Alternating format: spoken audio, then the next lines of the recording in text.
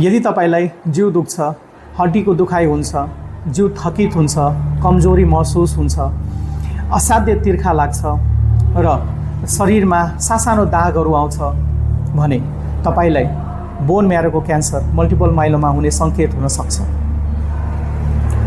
Multiple myeloma भनेको चाहिँ एक किसिमको सेतो रगतको क्यान्सर हो।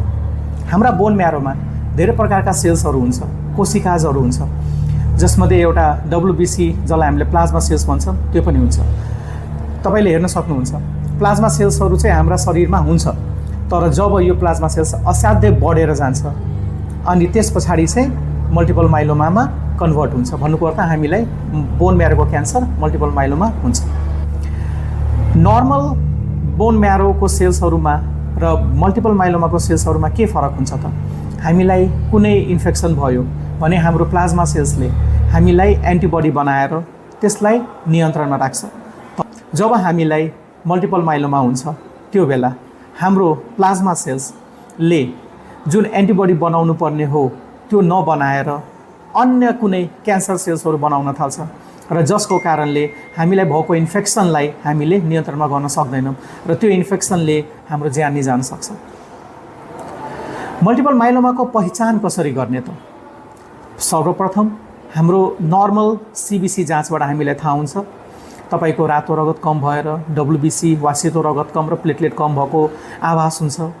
साथसाथै हामीलाई शङ्का देखिँदाखेरि चाहिँ हामीले बोन म्यारोको जाँच गर्छौँ।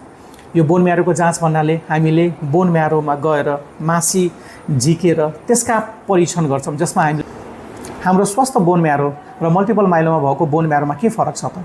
स्वस्थ बोन म्यारोले कुनै इन्फेक्सन भयो भने प्लाज्मा सेल्सको माध्यमबाट त्यसलाई एन्टिबडी बनाएर त्यो इन्फेक्सनलाई नियन्त्रणमा राख्छ। तर मल्टिपल माइलोमामा के हुन्छ भन्दाखेरि प्लाज्मा सेल्सहरू एबनर्मल, भन्नुको अर्थ चाहिँ क्यान्सरसको रूपमा आइसकेको हुन्छ र जसले बनाउँदाखेरि एन्टिबडी बनाउँदाखेरि चाहिँ एबनर्मल, भन्नुको अर्थ असामान्य एन्टिबडी बनाउँछ जसले रोगलाई नियन्त्रण गर्दैन र हाम्रा इन्फेक्सन निको हुँदैन। यसका परीक्षणको रूपमा हामीले एउटा पेट सिटी पनि गर्छौँ, जुन हेर्न सक्नुहुन्छ। पेट सिटीमा पहिलो पेट सिटीले हेर्दाखेरि चाहिँ त्यसमा रोग देखिएको छ र सबै रोगहरू तपाईले हेर्दाखेरि हड्डीमा हुन्छ। हड्डीमा किन भन्दाखेरि बोन म्यारो हड्डीमा हुन्छ। साथसाथै यसलाई उपचार गरिसके पछाडि चाहिँ दोस्रो फोटो जुन हेर्नुहुन्छ तपाईले, त्यसमा चाहिँ हड्डीबाट चाहिँ सबै इन्फेक्सनहरू हटिसकेको छ। भन्नुको अर्थ यो रोगलाई नियन्त्रणमा राख्न सकिन्छ।